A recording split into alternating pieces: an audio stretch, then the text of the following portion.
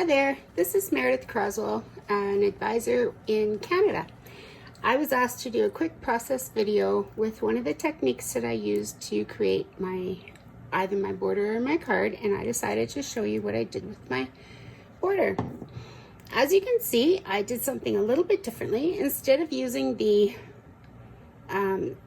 stamp block that comes with our stamp set, I decided to mount my stamps on our brand new 0 centering ruler, and it's nice and sturdy and it worked really well for this, so I was just going to show you how I did it.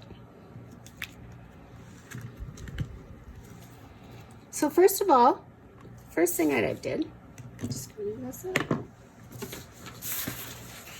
Add some white paper here so you can see it a little better.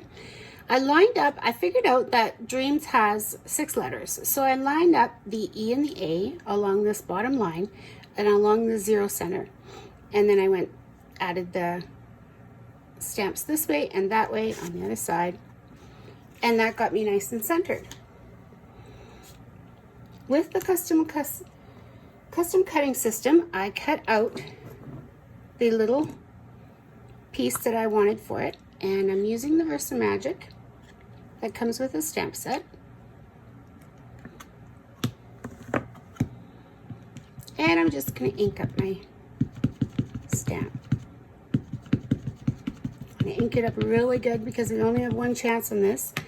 I don't know how lucky I got, but I did stamp that one twice and I did get it nice and black, but that only happens once in a while. So now I'm just going to line it up on top of my little title box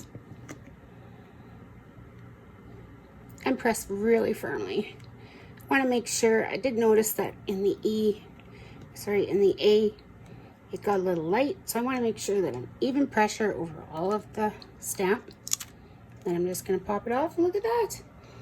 Still a little light on the A, but I'm not going to take a chance and stamp it again.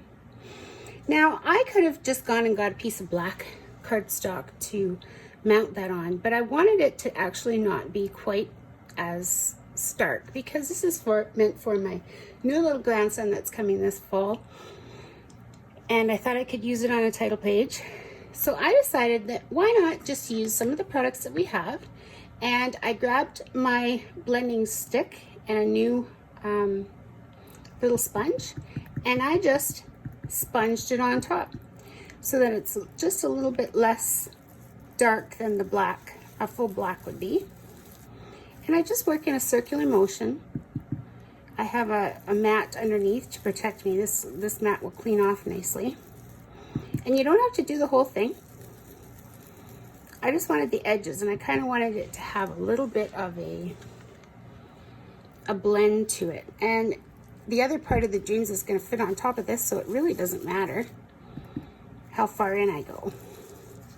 What matters is how dark I get the edges. So I wanted the very, very edge to be pretty dark and then come in a little lighter.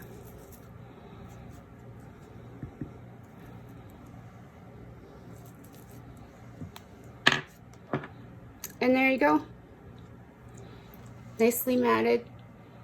Same color scheme, and it fits right on top just nicely. That's my little tip for today.